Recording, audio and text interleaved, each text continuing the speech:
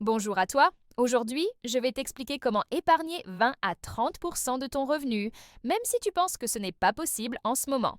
Tu vas découvrir une méthode simple, concrète, que tu peux appliquer dès cette semaine. Reste bien jusqu'à la fin parce que je vais te donner un plan d'action en 3 étapes pour commencer dès au jour.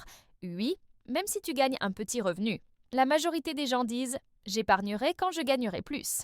Mais la vérité, c'est que ce n'est jamais une question de montant, c'est une question d'organisation. Et tu vas voir, avec la méthode que je te montre aujourd'hui, tu peux commencer avec seulement 10 dollars. Avant de te donner la méthode, tu dois comprendre pourquoi on vise ces fameux 20 à 30%. C'est important. Ce pourcentage, ce n'est pas un chiffre au hasard. C'est celui qu'utilisent les gens qui s'enrichissent sur le long terme. C'est ce qui fait la différence. En visant ce taux d'épargne, tu te donnes les moyens de construire 3 piliers essentiels. Premièrement, un fonds d'urgence. C'est ton filet de sécurité en cas de coup dur. Deuxièmement, un capital d'investissement. C'est l'argent qui va travailler pour toi et te créer de la richesse. Et troisièmement, une sécurité financière globale. C'est la tranquillité d'esprit. Et surtout, ça te protège des imprévus qui peuvent faire complètement dérailler un budget. La machine à laver qui tombe en panne, une réparation sur la voiture, ça ne devient plus une catastrophe. Même si tu commences tout petit, avec un faible pourcentage, l'objectif est d'arriver progressivement à ces 20 à 30%. Alors, quelle est cette fameuse méthode simple? Elle s'appelle Pay Yourself First. En français, payez-vous en premier. Le principe est ultra simple mais incroyablement efficace. Dès que ton salaire arrive sur ton compte, avant même de payer la moindre facture ou de faire la moindre dépense, tu mets de côté ton épargne. Pas à la fin du mois s'il reste quelque chose. Non. Au tout début. Comment faire ça concrètement? D'abord, tu détermines ton pourcentage. Sois réaliste. Si tu commences, pars sur 5%, c'est déjà une énorme victoire. Une fois que tu t'es habitué, tu passes à 10%, et quand tu maîtrises bien ton budget, tu peux viser les 20 à 30%. Ensuite, deuxième point crucial, tu mets ta banque en pilote automatique. Tu vas dans ton application bancaire et tu programmes un virement automatique vers un compte épargne séparé. C'est très important qu'il soit séparé pour ne pas être tenté. Et ce virement, tu le programmes pour le jour même où ton salaire arrive. Enfin, la règle d'or, tu ne touches jamais à cet argent, sauf pour 3 raisons. L'épargne long terme, l'investissement ou des projets vraiment importants que tu as planifiés. Pourquoi est-ce que ça marche si bien? Parce que tu n'as même pas le temps de voir cet argent et de penser à le dépenser. Ton cerveau s'adapte naturellement à vivre avec ce qu'il reste sur ton compte courant. C'est simple, c'est automatique, mais c'est extrêmement puissant. Là, tu te dis peut-être d'accord, c'est une bonne idée, mais j'aimerais bien épargner 20 ou 30%, sauf que je n'y arrive pas, je suis déjà à sec à la fin du mois. Pas de panique. Je vais te donner les 3 sources où tu peux trouver cette marge de manœuvre. La première source, ce sont les dépenses invisibles. Ce sont toutes ces petites dépenses qui ne font pas mal sur le coup, mais qui, additionnées, représentent une somme énorme à la fin du mois. Je parle des abonnements que tu n'utilises plus ou que tu as oubliés. La salle de sport où tu ne vas jamais, ce service de streaming que tu regardes à peine, fais le tri. Il y a aussi les dépenses émotionnelles. Le petit café pour se remonter le moral, l'achat impulsif après une journée difficile. En traquant juste ça, ton objectif est de regagner entre 50 et 150 dollars par mois. C'est tout à fait possible. La deuxième source, ce sont les dépenses variables. Ici, le but n'est pas de se priver de tout, mais d'optimiser.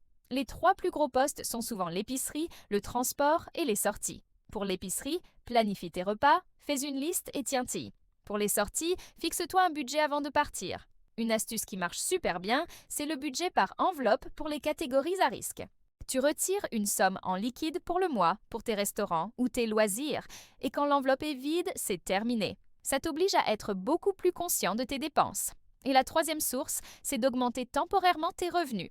Tu n'es pas obligé de faire ça toute ta vie, mais ça peut donner un coup d'accélérateur incroyable à ton épargne. Tu peux chercher une petite mission à côté en fonction de tes compétences ou de tes passions. Tu aimes écrire? Propose tes services. Tu es bon en montage vidéo?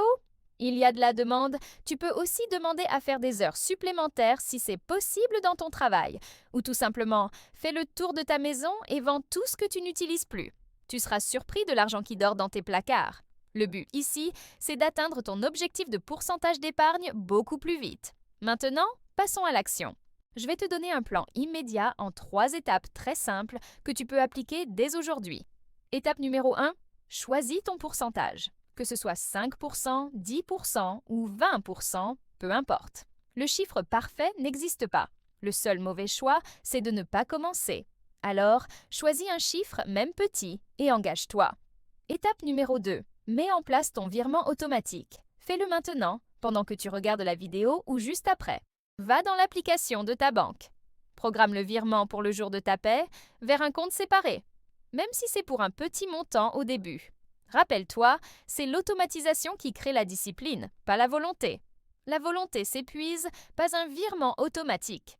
Et enfin, étape numéro 3, suis tes dépenses pendant seulement 7 jours. Prends un carnet ou une application et note absolument tout ce que tu dépenses pendant une semaine. Juste 7 jours. Ça va te permettre de repérer les fuites dans ton budget, ces fameuses dépenses invisibles. Tu vas être surpris de voir où part réellement ton argent. Avec ces 3 étapes, tu peux déjà commencer à épargner sans stress. Tu prends l'habitude et tu pourras ensuite passer progressivement au niveau supérieur, vers les 20-30%. Si tu veux devenir financièrement libre, tu dois commencer. Et tu dois commencer maintenant.